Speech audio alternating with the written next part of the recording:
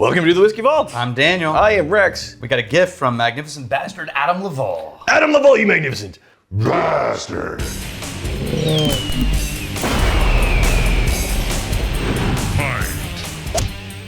It feels like we've been doing a few Woodfords recently. You want me to throw you a little curve ball? Am I making this up? No, we have because they've been like barrel picks and things like that. All right. But you want me to throw you a little curve ball? A little bit curve. Does it lean to the left? Woodford, Kentucky straight malt whiskey. What? Oh. What? Oh. What? All Okay. right. Now we've reviewed the Kentucky Malt. Yeah. We've reviewed another one of these, but it was not the same thing, and it was not the same release. Okay. And anyway, So how are they defining Kentucky malt? this is a more 51% malt. Okay.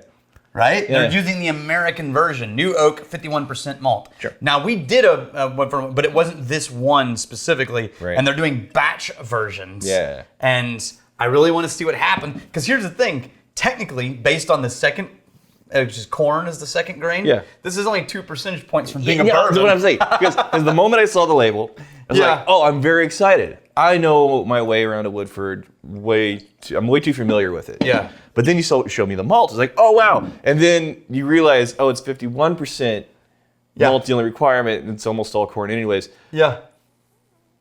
Okay. We'll see how close to bourbon it is. It does not smell like malt. But It's totally different than the other Woodfords. you know what? I'm getting a very crafty nose. Yes, me too. Yeah. That sort of like grassy, not quite Like a pine. like a farm fresh type of deal. Yeah. There's like a It's green and fresh. yeah, like it's a like garden. like the hay before it gets harvested. It's growing out in the field. So here's that- what's weird. This weekend, I planted a little section of our garden with my boys, and it's all edible stuff. So it's like mint and cilantro, basil, thyme, rosemary, an apple, blueberry, orange, and anyway, there's a general smell of that area now because there's also a garlic plant and a autumn sage. Yeah. The general smell of that area is this mix of all these edible herbs, minty and earthy from the rosemary, and I'm getting that kind of a garden smell. So this is, for me, you have your window open, right outside the window is your herb garden, and you're sitting down and you're about to eat an apple brown Betty. Oh, nice. I could see that. It's got like the crumbled brown sugar Yeah. and the apples in there. It's very light. I find more, 45.2% alcohol. I don't know where that cherry came from. Yeah, the cherry showed up. That's weird. The cherry and the oakiness. Now it's a cherry crumble. Yeah, it is. Apple brown Betty on the nose, and then like a cherry crumble with a little bit of a barrel note. Yeah. So I like how different this is than the Woodford that I've had too many times. But I wouldn't say this. Oh, this is like absolutely just a really malty thing. It's different than the bourbons I've had from Woodford. If you poured this on a blind tasting, I would never in a million years pick anything other than bourbon. Really? I would say this is a unique and interesting craft bourbon. I would definitely say craft, 100%. Yeah. I would say this is craft. It's a craft bourbon. And it wouldn't be, it's not quite herbal enough to be rye. No. Because we're saying herbal. No, it doesn't go. I would never in a million years guess malt, barley was the dominant thing in this. I would say craft bourbon. I wouldn't say bourbon.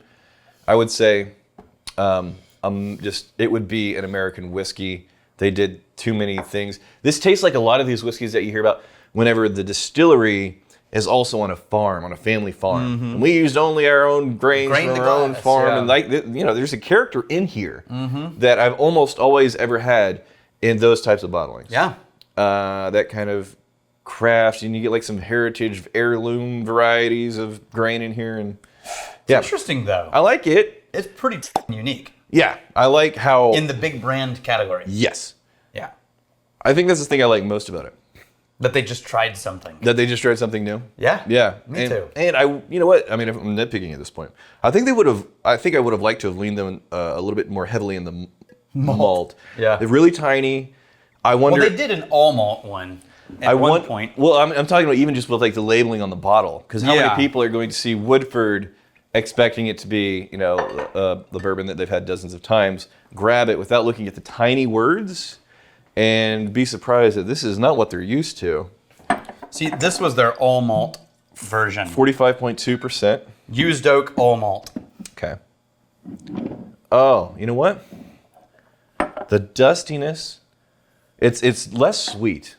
It is less sweet, but it does have that crafty note. Still craft. What? How did they go into malt and turn into a craft distillery? Yeah. As far as like Their malt, their cuts are weird. They're getting crafty with the malt. They're doing cuts.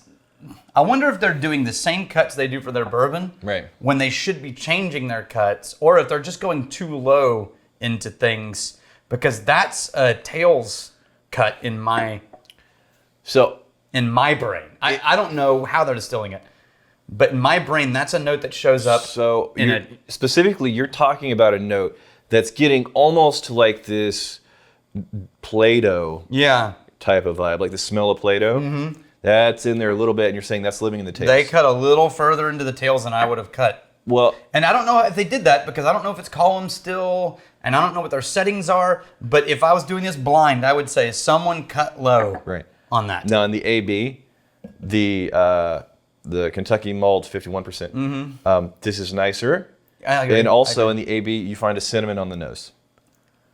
The apple brown Benny cinnamon note just really jumps out there. Yeah, this is much better than the used oak malt.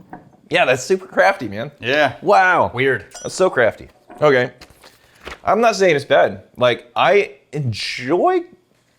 It's not my favorite note in craft whiskey. I think I like it more than you. But to your point, I think they did go ever so slightly into the tails where you're starting to get... It's not wet paper, it's not wet cardboard, it's not wet dog. But before that, it's kind of like this Play-Doh type of note, the way Play-Doh smells. Yeah. Yeah. But this... And again, I don't know how they're distilling. It may be a column only. I would just want this to be like Kentucky Malt. Yeah. Really big on the bottle so people can go, oh, what's going on there? Yeah. Yeah, instead of Woodford, it's bourbon or... Yeah, it's a blue version. Yeah. Stephen Boswell, I stepped outside and my neighbor was cooking on the grill. My first thought was, hey, it smells like Port Charlotte 10 out here. Nice. Instead of barbecue. I feel like that means something about me, but what? It means you have good taste. Yeah. I had the same thing happen this weekend. We, at Easter, the kids opened up and there was these like squishy balls that used for like stress relief things. Yeah. But when you open them out of the package, they had that rubbery Play-Doh, right? Mm-hmm. And I picked it up and I was playing with one. I was like, oh, that smells like Campbelltown. Yeah, that was my first thought. Like, oh, Campbelltown. There's a phenolic Campbelltown note in there, that sort of Band-Aidy thing. Potato in a jacket. I've come to the conclusion I don't like peated scotch, and I feel like I've committed an unpardonable whiskey sin. You didn't. Yeah, you like what you like, man. Yeah. I know this is a deeply unpopular opinion, but I have to be honest with myself. I am one of those people that can taste anything other than the smoke. And I wish like hell I could enjoy the peat, but it just doesn't do it for me. Yeah. I just want to remind everybody, even though we joke about, are you Ardbeg or Lafroig, or you Lagavulin? Right. It's like, look, we have a big, even in the Somm class, we have a big portion of sommeliers who just don't like smoky whiskey. Yeah. They can tell you about it, they can drink it, they can dissect it, but they don't like it. No, it's an acquired taste. Mm-hmm. It's absolutely an acquired taste. It's one of those things where... so we've talked about this so many times, but it's very much like sports fans. Yeah. Whenever a person is a fan of something, it's like, the Cowboys. I love the Dallas Cowboys. I'll ride or die with the Dallas Cowboys. Somebody's from another part of the country. Cowboys suck. It's like, how could you say that? Yeah. Oh my God. How dare you? Yeah. No, it's sports. It's not super serious. You're just dead inside. Sports is just a replacement for tribes fighting. We don't do that anymore. But they're just dead inside. Yeah, but that's obvious. Yeah. I figured it went without saying. As long as you're okay being dead inside. Yeah. Okay, I got a little something. Are you ready? Yeah. Okay, don't look over here yet. It's not ready. I want to look so much. Okay, this is a note. I did it at the end so that we can skip to it if needed. My name is Vicky. My husband is also a Daniel. Can I look now? Yeah. Okay. His 40th birthday was March 24th. This is how we're backlogging opening boxes. Yeah. He wanted a big party, but then, COVID. Yeah. It's his 40th, and he missed his 40th birthday party because of COVID. I'm trying to make it special, so that's where you come in. He watches the Whiskey Vault every day when he gets home from work. Nice. I was thinking it'd be a surprise if you told him happy birthday on the show. Yeah. Now, it's a little late, like 2 weeks late now. I don't have a sob story, like he's dying and this is his final wish. And he's going to be around for a while, just trying to make it special. I'm a crafter, and I was thinking you could take these bottle covers that I made. Oh. I'm going to show them to you in a second. Yes. As payment.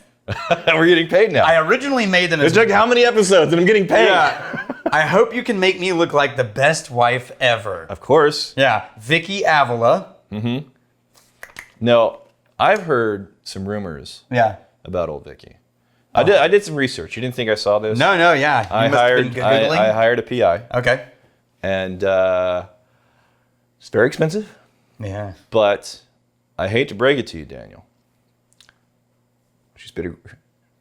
I can't even say it. You can't even say it. You're verklempt. She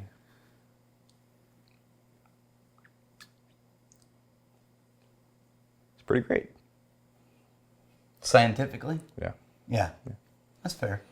Now I reserve the final sign off on that until I see these bottle covers. Oh, no, you're going to appreciate Because she may be that. horrible. Yeah. So let's say happy birthday, Daniel Avila. Happy birthday, you magnificent bastard. Happy 40th. We're both Old crusty You're man. not there yet, are you? Shh. Yeah. Shh. I am. I can tell you, we can bookend it for you. We can tell you what both sides feel like. How old do you think I am? 147. Okay, are you ready? This is for you. That is very funny. Wait, is mine at least taller? A little bit with the hair. Yes. Yeah, That's with the hair. awesome. Come on, isn't that great? Nicholas is the saw in the motion. That was very good. And I am very gray. Yeah, you are. And curly. There is a tipping point that whenever you're trying to get somewhere between brown and gray, and people, whenever they do something, oh, it's brown, brown, brown, brown. I think I reached the point where, no, now it's just gray. It's definitely gray, yeah. That's awesome.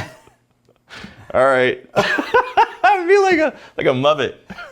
That's awesome. Thank you, Vicky. All right, Vicky. Well done. Here's to fighting, stealing, and drinking. Fight me a fight for a friend. Steal, may you steal your lover's heart. And if you drink, May you you drink with us.